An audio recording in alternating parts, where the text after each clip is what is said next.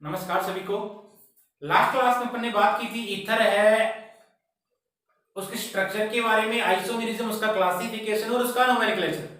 आज अपन बात करेंगे ईथर के सिंथेसिस या प्रिपरेशन मेथड्स के बारे में।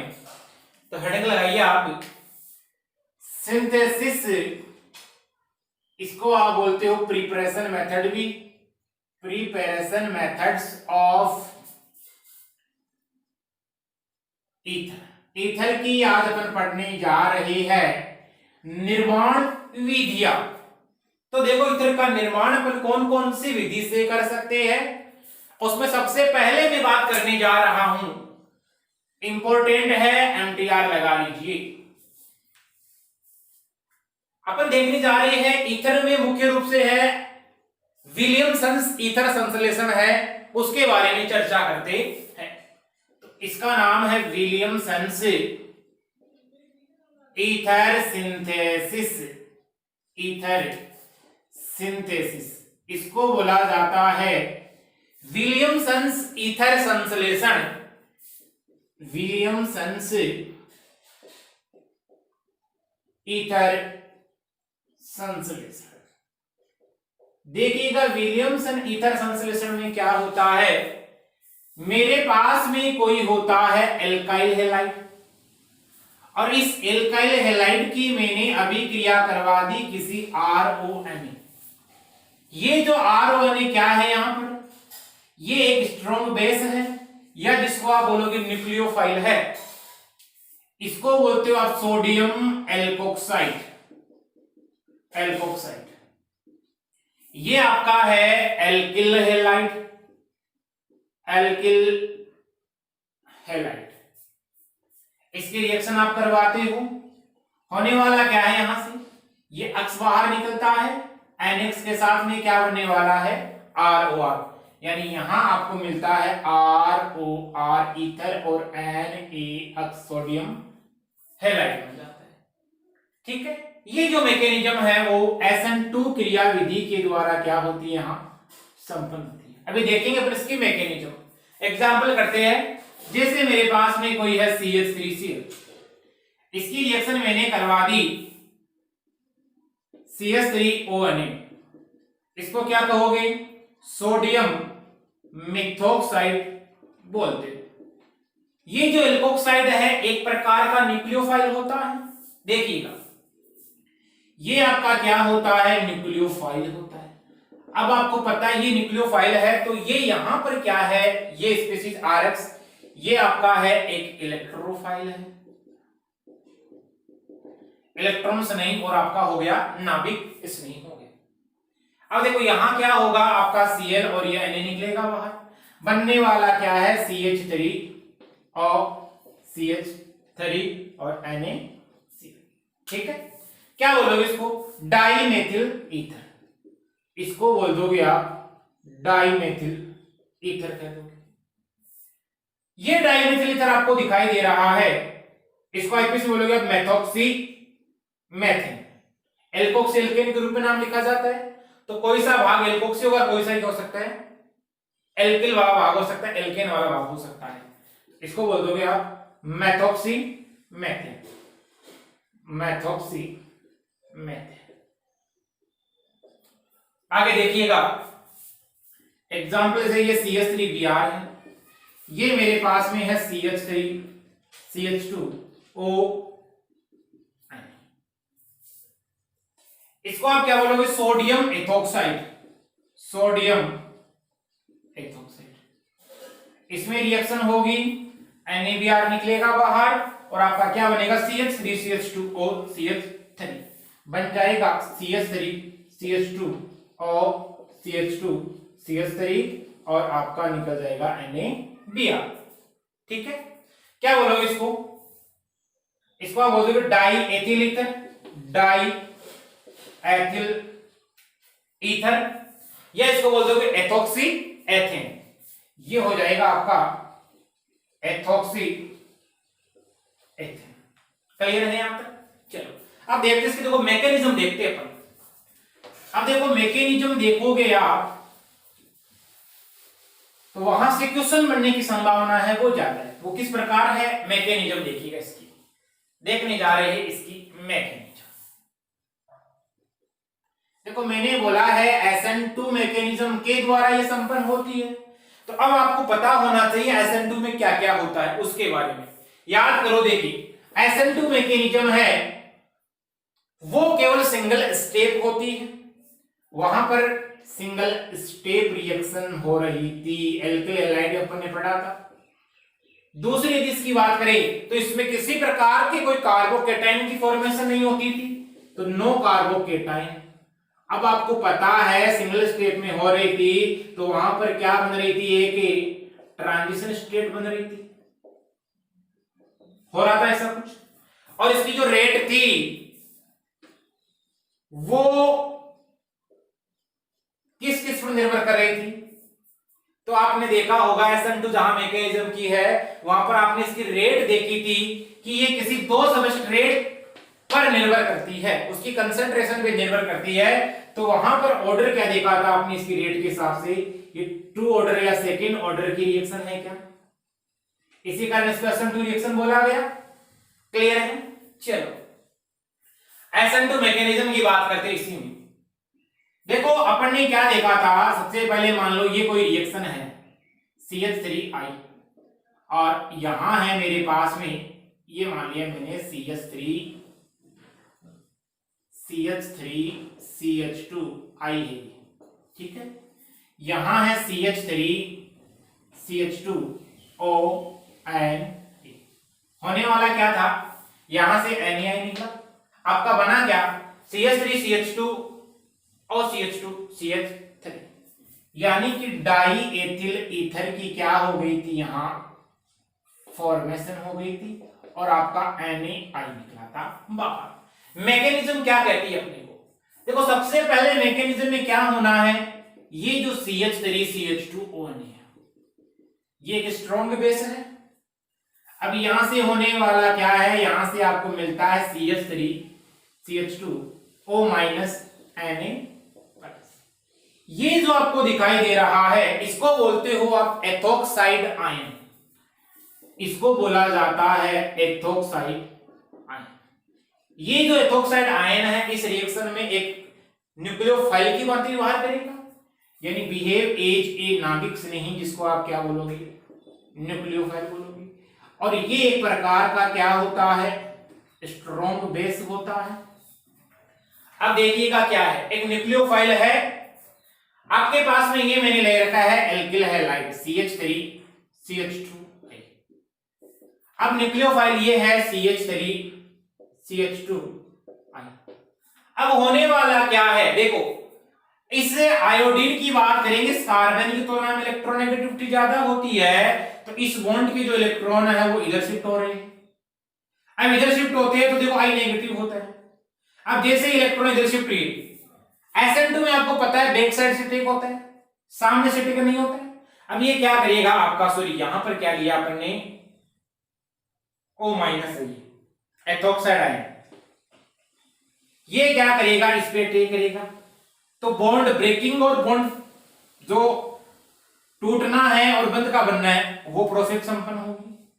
होने वाला क्या है इस रिएक्शन के दौरान, देखो ऐसे कुछ होगा क्या, यहां CH3CH2, यानी इसके मध्य और इस कार्बन के मध्य क्या बना, बॉन्ड बना, तो ये C, ठीक है। यहां पर यहां क्या हो जाता है आपका H2, फिर ये हो गया आपका CH3 और यहां क्या है आपका I।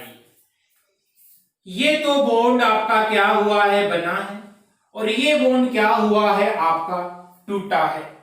बताओ देखिए ऐसा कुछ हो रहा है क्या, यहां बिल्कुल हो रहा है, और इस पर क्या आएगा, पूरी स्पीशीज पे नेगेटिव चार्ज आएगा। तो बॉन्ड का बनना और बॉन्ड का टूटना दोनों साथ साथ हो रहे हैं। इसको आप क्या बोलते हो, यहां ट्रांजिशन स्टेट बोलते हो, जिसको संक्रमण अवस्था भी कहते हैं। ये जो ट्रांजिशन स्टेट आपको दिखाई दे रही है, इसमें कार्बन का जो हाइब्रिडाइजेशन आता है वो sp2 आता है, और यदि आपसे इसकी शेप की बात करें तो क्या होती है, trigonal bipyramidal, trigonal bi pyramidal shape होती है। क्या कहते हो? त्रिकोण द्विपिरामिडीय आकृति, त्रिकोण द्विपिरामिडीय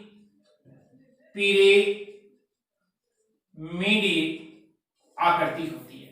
अब क्या होगा, यहां से आई निकलेगा बाहर और आपका क्या बन जाएगा, यहां से बन जाता है CH3 CH2 OC, फिर आपका H2 और ये आपका CH3। बताओ, देखिए आपका बन गया प्रोडक्ट, आपने बना लिया है डाई एथिल ईथर। यहां पर क्या होने वाला है, स्लो स्टेप है, RDS बोल दोगे इसको, और ये क्या है, आपकी फास्ट स्टेप है। यदि आपसे पूछा जाए इसकी रेट किस किस पे निर्भर कर रही है, तो क्या बताओगे, इस रिएक्शन की जो रेट है वो निर्भर कर रही है इस एथोक्साइड आयन पे, और आपने जो एल्काइल हैलाइड लिया है उस पे निर्भर कर रही है। रेट निर्भर कर रही है C2H5O- पे, इसकी कंसंट्रेशन पे, और एल्काइल हैलाइड जो आप काम में ले रहे हो इसकी कंसंट्रेशन पे इसकी रेट निर्भर कर रही है। इसका मतलब आप प्रोपोर्शनल चिन्ह हटाओगे तो कोई क्या आएगा, कोई कांस्टेंट आएगा, और C2H5O- और CH3CH2 आएगा।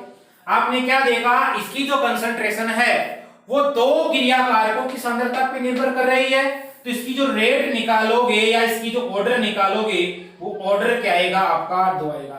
इसका मतलब सेकंड ऑर्डर काइनेटिक्स को फॉलो कर रही है। ये एक प्रकार की द्वितीय कोटि की अभिक्रिया हो जाती है। कौन सी? आपकी विलियमसन ईथर संश्लेषण। अब ध्यान रखिएगा, इसकी यदि बात करें तो ये जो आपका एल्काइल हैलाइड ले रहे हो ये प्राइमरी होना चाहिए। क्या होना चाहिए? इसकी कंडीशन है आपका जो आप यहां पर एल्काइल हैलाइड काम में लेते हो वो प्राइमरी होना चाहिए, वो सेकेंडरी नहीं होना चाहिए, वो टर्सरी नहीं होना चाहिए, वो आपका क्या नहीं होना चाहिए, वो आपका विनाइल वाला नहीं होना चाहिए, इसमें रेजोनेंस नहीं होना चाहिए। अब देखो उसकी बात करते इसके कुछ एप्लीकेशंस पार्ट की, इसका करते हैं अपन एप्लीकेशन से, यानी कि इस रिएक्शन के अपन करने जा रहे हैं, अनुप्रयोग करने जा रहे हैं। देखिएगा एप्लीकेशंस पार्ट देखते इस रिएक्शन का, एप्लीकेशंस ऑफ विलियमसन ईथर संश्लेषण। पहली एप्लीकेशन अपने को ये बताती है कि आपका जो एल्किल हैलाइड आप काम में लेते हो वो हमेशा क्या होना चाहिए, ऑलवेज 1 डिग्री होना चाहिए। क्लियर है? यानी कि जैसे ये हो सकता है आपका ये हो सकता है, ये 1 डिग्री एल्किल हैलाइड आपको हमेशा काम में लेना। चलो एक नोट लगा के आपको पॉइंट लिख लेना है। अब कौन कौन से ये रिएक्शन नहीं देते हैं, तो 2 डिग्री एल्किल हैलाइड की बात करोगे आप, इसके अलावा आप बात करोगे ये हेलो एरीन बोलते हो इसको, ये हेलो एरीन वाला, ये 2 डिग्री एल्किल हैलाइड। आपसे पूछा जाए CH2 डबल बॉन्ड CH और ये अक्स है यहां पर, ठीक है, इसको क्या बोलते हो, विनाइल हैलाइड। ये हो जाता है आपका विनाइल हैलाइड। ये क्या नहीं करते हैं, ये तो रिएक्शन कर लेगा ये, और ये रिएक्शन नहीं करते हैं, यानी कि ये रिएक्शन में पार्टिसिपेट नहीं करते हैं। इसके अलावा आपका जो 3 डिग्री एल्किल हैलाइड होगा वो भी ये विलियमसन ईथर संश्लेषण नहीं देते। आपसे पूछे ये क्यों नहीं देते हैं, तो कारण क्या बताओगे, इस कार्बन के मध्य और इस हेलोजन के मध्य क्या पाया जाता है, डबल बॉन्ड कैरेक्टर पाया जाता है, या ये क्या हो जाते हैं, इनमें अनुनाद प्रेजेंट होता है, रेजोनेंस पाया जाता है, और रेजोनेंस के कारण आपको क्या देखने को मिलता है, यहां से डबल बॉन्ड कैरेक्टर देखने को मिलता है, डबल बॉन्ड कैरेक्टर देखने को मिलता है। अब डबल बॉन्ड कैरेक्टर यदि इसमें पाया जाता है, आंशिक द्विबंध पाया जाता है, जिसके कारण ये अनुनाद द्वारा क्या हो जाते हैं, स्थायीकरण हो जाता है इनमें, इसलिए ये नहीं दर्शाते। क्लियर है? यदि आपसे पूछा जाए ये बेंजिल हैलाइड की बात करी, ये देगा क्या, तो ये देता है, यानी ये बेंजिल हैलाइड आपका ईथर संश्लेषण देता है, एल्किल हैलाइड 1 डिग्री वाला देता ही देता है, और ये आपको नहीं देते हैं, ये भी नहीं देगा और ये वाला भी आपको नहीं देता है विलियमसन ईथर संश्लेषण। क्लियर है? चलो आपसे मान लो रिएक्शन दे दे ये CH3 यहां CH3 यहां Cl और फिर NaOC2H1, आपसे पूछे विलियमसन ईथर संश्लेषण देगा क्या, नहीं देगा। अब देगा क्या उसकी बात कर लेते, ध्यान रखिएगा यहां क्या देगा उसकी बात करने जा रहे हैं। तो एक अगला तीसरा पॉइंट लगा के देखिएगा, तीसरा पॉइंट लगाइए, यदि 3 डिग्री एल्किल हैलाइड यदि काम में लिया जाता है, यदि 3 डिग्री एल्किल हैलाइड लिया जाए तो वह विलियमसन्स ईथर संश्लेषण है, विलियमसन्स ईथर संश्लेषण नहीं देता है, लेकिन विलोपन क्रिया द्वारा वह क्या बना देता है, एल्किन का निर्माण कर देता है। विलोपन क्रिया द्वारा एल्किन का निर्माण यहां हो जाता है। देखिएगा कैसे होता है उसकी बात करते हैं। ये आप ले रहे हो 3 डिग्री एल्किल हैलाइड ले रहे हो काम में, इसको क्या कहते हो आप, तृतीयक ब्यूटिल क्लोराइड कह देते हो, टर्सरी ब्यूटिल क्लोराइड हो जाता है। मतलब कौन सा हुआ, 3 डिग्री एल्किल हैलाइड हुआ। अब देखिएगा आप यहां पर काम में ले रहे हो NaOC2H5 काम में ले रहे, होने वाला क्या है यहां से, अब एलिमिनेशन रिएक्शन होगी, विलोपन अभिक्रिया होगी। आप जानते हो विलोपन अभिक्रिया होती इसमें तो बीटा हाइड्रोजन निकलेगा, ये अल्फा कार्बन है, ये बीटा हाइड्रोजन है या बीटा कार्बन है, इधर भी बीटा कार्बन है, इधर भी क्या है आपका बीटा कार्बन है। आपको पता है बीटा कार्बन प्रेजेंट है तो बीटा हाइड्रोजन निकलेगा, ये हाइड्रोजन निकलेगा तो ही सेम प्रोडक्ट बनेगा, ये हाइड्रोजन निकलेगा तो ही सेम प्रोडक्ट बनेगा, और यदि ये हाइड्रोजन आप निकालते हो तो भी क्या बनेगा, आपका सेम प्रोडक्ट बनता है। क्लियर है? तो क्या होने वाला है, यहां से आपको मिल जाता है CH3C, फिर ये CH3 और डबल बॉन्ड CH2 बन जाता है। यानी इसके द्वारा हमेशा क्या बन जाती है, आपकी एल्कीन की फॉर्मेशन होती है। ध्यान रखिएगा, ये 3 डिग्री एल्किल हैलाइड लेते हो तो वो विलियमसन ईथर संश्लेषण नहीं देता है, इसको लगा लीजिए, बहुत ज्यादा इंपॉर्टेंट है। यहां से क्वेश्चन पूछे जाने की क्या है संभावना, NaCl है और आपका C2H5OH दे रखा। क्लियर है? चलिएगा यहां तक नोट कीजिए, आप नोट करें यहां तक। आगे देखिएगा, ये एप्लीकेशन पार्ट हुआ अपना। इसमें आगे अपन बात करने जा रहे हैं, जैसे एरिल आपके पास में कोई कंपाउंड दे रखा है मान लो, और अपने को एरिल ईथर की फॉर्मेशन करनी है, तो एरिल ईथर की फॉर्मेशन कैसे करेंगे, इस विलियमसन ईथर संश्लेषण के द्वारा। तो हेडिंग लगाइए, फॉर्मेशन ऑफ, इसी में एप्लीकेशन पार्ट है, formation of aryl ether. Aryl ether जानते हो, यानी एरोमेटिक ईथर की फॉर्मेशन अपने को यहां करनी है।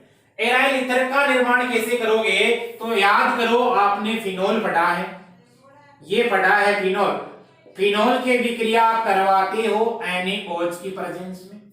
आप जानते हो यहां से OH निकलेगा, यहां से क्या निकलेगा, यानी H2O निकलेगा, और H2O निकलने के बाद में क्या बनता है आपका, ये बन जाता है O- Na+ बन जाता है। इसको क्या कहते हो आप, सोडियम फिनोक्साइड, इसको बोला जाता है सोडियम फिनोक्साइड। अब देखिएगा होने वाला क्या है, सोडियम फिनोक्साइड की यदि आप बात करोगे, अब मैंने क्या किया है, C2H5O- लिया है काम, ठीक है, और देखो ये C2H5O- है, तो ये एल्कोक्साइड बन गया। इसका मतलब आप यहां ले रहे हो कोई एल्किल हैलाइड काम में ले रहे, ठीक है। ये तो एल्किल हैलाइड हो गया, ये आपका क्या हो गया, एल्कोक्साइड हो गया। मतलब ये बिहेव किसकी भांति करेगा, एक नाभिक स्नेही की भांति बिहेव करेगा, और ये किसकी भांति बिहेव करेगा, एक इलेक्ट्रोफाइल की भांति बिहेव करेगा। होगा क्या, यहां से NaCl बाहर निकलेगा और आपका क्या बन जाएगा, OC2H5, ठीक है। क्या कहते हैं उसको, एथॉक्सी बेंजीन कहते हैं। इसका नाम हो जाता है एथॉक्सी बेंजीन, इसको कहते हो आप एथॉक्सी बेंजीन। चलो इसका एक नाम और बताया था मैंने, याद करो, आईपीसी में इसको बोला जाता है फेनिटोल। क्या बोला जाता है, फेनिटोल बोला जाता है। क्लियर है, एथॉक्सी बेंजीन है, फेनिटोल भी आप इसको कह दोगे, या आप इसको क्या बोलोगे, एथिल फेनिल ईथर भी कह सकते हो। क्या कह सकते हो, एथिल फेनिल ईथर। तो ये आपका क्या हो गया, यहां एथिल फेनिल ईथर हो गया है। मान लो मैंने यहां पर काम में लिया CH3Cl लिया है, मिथाइल क्लोराइड लिया है। मिथाइल क्लोराइड का यदि काम में लोगे आप, तो आपका प्रोडक्ट क्या बनने वाला है, OCH3 बनने वाला है। क्या कहोगे इसको, मेथॉक्सी बेंजीन बोलोगे, मिथॉक्सी बेंजीन बोल दोगे इसको। चलो ये आपका मिथॉक्सी बेंजीन है। अभी आप इसको कहते हो एनिसोल, आईपीसी में बोलते हो, ठीक है। या क्या बोलोगे, मेथिल फेनिल ईथर, ये हो जाएगा आपका मेथिल फेनिल ईथर। क्लियर है, तो ये है आपका यहां पर विलियमसन्स ईथर संश्लेषण, उसके बारे में अपनी चर्चा की। होने वाला क्या है, आपका 1 डिग्री एल्किल हैलाइड रिएक्शन में पार्टिसिपेट करेगा किसी स्ट्रॉन्ग बेस एल्कोक्साइड आयन के साथ में, और उसके द्वारा किसकी फॉर्मेशन कर लेगा, वो आपके ईथर की फॉर्मेशन कर लेता। क्लियर है यहां तक, चलिए अब अपन बात करने जा रहे हैं इससे आगे, डिहाइड्रेशन ऑफ एल्कोहल, एल्कोहल का निर्जलीकरण। डिहाइड्रेशन ऑफ एल्कोहल, एल्कोहल का आपको करवाना है यहां निर्जलीकरण। डिहाइड्रेशन ऑफ एल्कोहल, आप एल्कोहल के निर्जलीकरण के द्वारा क्या बना सकते हो, ईथर की फॉर्मेशन कर सकते हो। एल्कोहल का आपको करवाना है यहां निर्जलीकरण। देखिएगा निर्जलीकरण अभिक्रिया में क्या होने वाला है, उसकी अपन बात करते हैं। देखो CH3CH2 2 मोल लोगे आप इसके एल्कोहल के। देखो आपने क्या किया, यहां पर एल्कोहल के 2 मोल लिए, और 2 मोल लेके एल्कोहल को क्या कर दिया आपने, हीट कर दिया। कंसंट्रेट H2SO4 डालोगे, 413 केल्विन कंसंट्रेट H2SO4 आपने इस रिएक्शन में डाला, 413 केल्विन पे संपन्न करवाई। हुआ क्या, यहां से आपका H2O क्या निकल जाता है, बाहर निकल जाता है। H2O जैसे ही बाहर निकला क्या बन जाता है, CH3 CH2O CH2 CH, ये क्या बना आपका डाई एथिल ईथर। क्लियर है, ये बन गया आपका डाई एथिल ईथर। वो तो तब हुआ जब कंसंट्रेट H2SO4 डाला आपने, 413 केल्विन पे क्या करवाई, इस रिएक्शन को करवा दिया आपने, संपादित करवा दिया है। क्लियर है यहां तक, चलिए अब मान लो मैंने क्या किया है, टेम्परेचर थोड़ा सा बढ़ा दिया है। देखो यहां पर टेम्परेचर का खेल हो रहा है, कैसे, ये CH3 ये CH2OH, मैंने क्या किया, कंसंट्रेट H2SO4 डाला, और मैंने यहां पर टेम्परेचर जो लिया है, अब यहां पर मान लो 433 से 443 केल्विन लिया है। याद करो आपने एल्कोहल की रिएक्शन में पढ़ा है, होता क्या है, यहां से ये अल्फा कार्बन है, ये बीटा कार्बन है, बीटा हाइड्रोजन निकलता है यहां से, ये बीटा है, ये एल्कीन की फॉर्मेशन होती है निर्जलीकरण अभिक्रिया द्वारा। याद करो, देखिए H2। तो टेम्परेचर का खेल हो रहा है। जो लो टेम्परेचर है उसमें तो आपका बन रहा है ईथर, और हाई टेम्परेचर की यदि बात करते हो तो क्या बन रहा है आपका एल्कीन की फॉर्मेशन हो रही है। ऐसा कुछ हो रहा है। तो ऐसे भी क्या कर सकते हो, ये आप बता सकते हो। अब देखो, आप एल्यूमिना लेके भी इस रिएक्शन को करवा सकते हो, एल्यूमिना द्वारा भी हो सकता है। कंसंट्रेट H2SO4 भी निर्जलीय कारक का कार्य करता है। एक आप जानते हो एल्यूमिना लेते हो, मान लो Al2O3, ये भी क्या करता है, एक निर्जलीय कारक का कार्य करता है। तो इसको भी आप लेते हो डिहाइड्रेटिंग एजेंट के रूप में काम में लेते हो। मतलब क्या हुआ, एक प्रकार का हो गया आपका निर्जलीय कारक। देखिएगा निर्जलीय कारक होता है, मान लो मैंने क्या किया, CH3CH2 OH लिया, ठीक है। यहां पर भी क्या किया, OH CH2 CH3 लिया, उसमें क्या डाल दिया, एल्यूमिना डाल दिया। अब जब एल्यूमिना डाला है तो लगभग रिएक्शन हो रही है 523 केल्विन पे हो रही है रिएक्शन, 523 केल्विन पे हो रही है। इसका मतलब ये लगभग आपकी जो रिएक्शन है वो हो रही है 273 केल्विन पे, सॉरी 250 डिग्री सेंटीग्रेड पे हो रही है। 250 डिग्री सेंटीग्रेड पे आप इस रिएक्शन को करवा रहे हो, ठीक है। ये रिएक्शन करवा रहे हो तो H2O बाहर निकल रहा है, क्या निकल रहा है, बन क्या जाएगा आपका CH3 CH2 और CH2 CH3। बताओ देखिए इधर बन गया।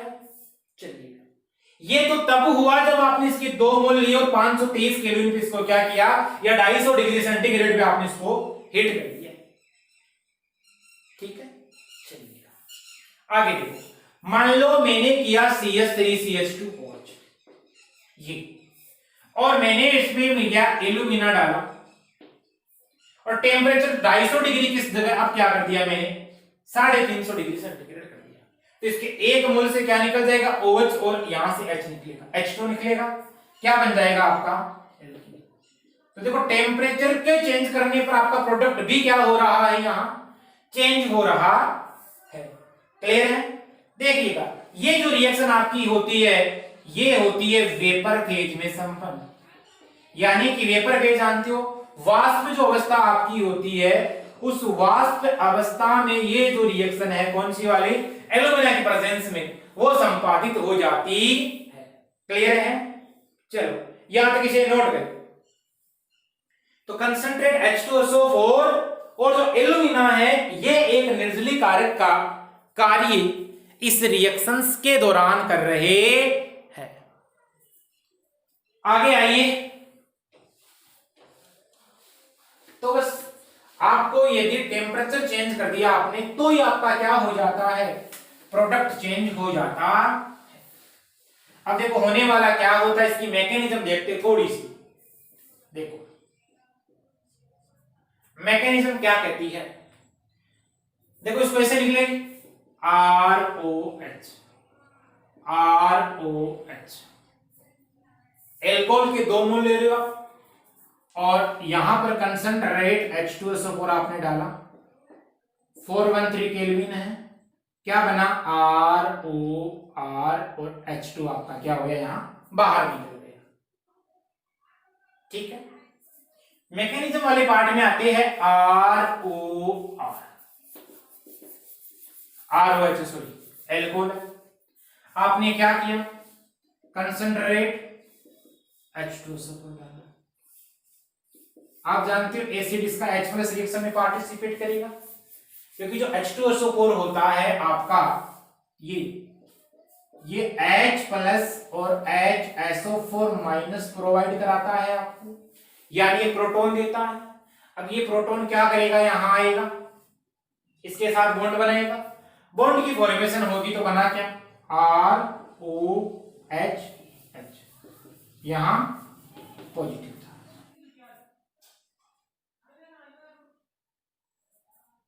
ये बना आपका, इसको क्या कहोगे, प्रोटोनेटेड अल्कोहल बोल दोगे। अब देखो ये जो प्रोटोनेटेड अल्कोहल आपका होता है ROH और ये H, यहां से होने वाला क्या है, यहां से ये जो है इलेक्ट्रॉन देके जाएगा इसको, ये H2 निकलेगा बाहर, H2 बाहर निकलेगा तो आपका क्या बनेगा, R+ बनेगा। मतलब यहां से आपका एक R+ की फॉर्मेशन होगी। H2 यहां से क्या हो जाता है, रिमूव हो जाता है, या आप इसको बोल देते हो H2 यहां से क्या निकल जाता है, बाहर निकल जाता है। क्लियर है यहां तक? आगे आइए, जैसे ही मान लो यहां से निकला आपका H2O, अब क्या करोगे आप, बताओ देखे मेरे को, क्या होने वाला है, आपका एक R+ बन जाता है क्या? देखिएगा कैसे होता है। यहां से R+ बना है, अब ये R+ क्या करेगा, इस रिएक्शन में पार्टिसिपेट करेगा आगे। एक और एक को अल्कोहल ले लो, R+ और ROH, इसको तलाश है इलेक्ट्रॉनों की, इलेक्ट्रॉन लेगा यहां से। अब जैसे इलेक्ट्रॉन लेगा तो होने वाला क्या है, ROH, ये क्या हो गया यहां, पॉजिटिव चार्ज, ये निकल जाएगा और बन क्या जाएगा आपका ROR, इसको क्या कह देते हो आप, ईथर कह देते हो। यानी यहां से आपने क्या बना लिया है, ईथर बना लिया है। क्लियर है? चलिए नोट करें यहां तक। अगली रिएक्शन की अपन बात करने जा रहे हैं, ये तो हुआ अपना डिहाइड्रेशन ऑफ एल्कोहल। यहां टेम्परेचर की खास बात करोगे आप, टेम्परेचर यदि आपने थोड़ा सा चेंज कर दिया, डिफरेंट कर दिया, तो आपका प्रोडक्ट भी क्या हो जाएगा, फिर डिफरेंट हो जाएगा, प्रोडक्ट भी आपका चेंज हो जाता है। चलिएगा देख लेते हैं, आगे लगाइए आप हेडिंग इसमें। तीसरी रिएक्शन है डाइएजोमेथेन के साथ क्रिया, तो रिएक्शन विद डाइएजोमेथेन, डाइएजोमेथेन। देखो डाइएजोमेथेन है और उसकी आप रिएक्शन करवाओगे किसके साथ में, उसकी अपन बात करेंगे। लगाओ हेडिंग डाइएजोमेथेन के साथ, एल्कोहल लोगे काम में, CH3 CH2 OH, यहां से CH2N2, इसको बोला जाता है डाइएजोमेथेन।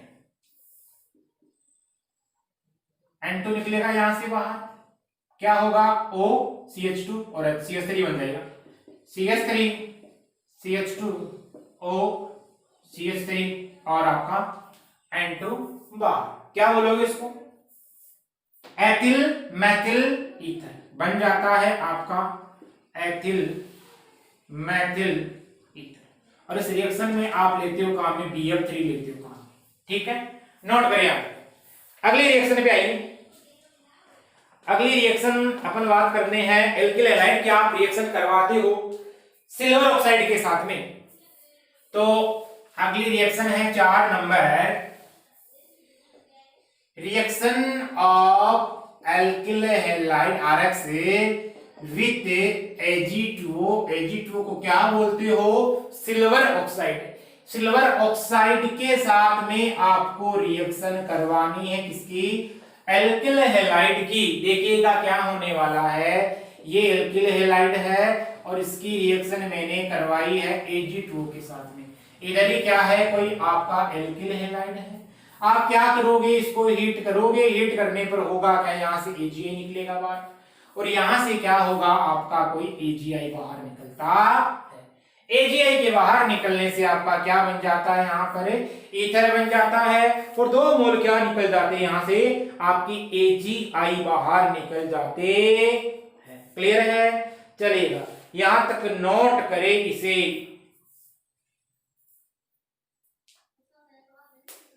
ये क्या बन जाता है आपका ईथर, और 2 मोल AgI यहां से बाहर निकल।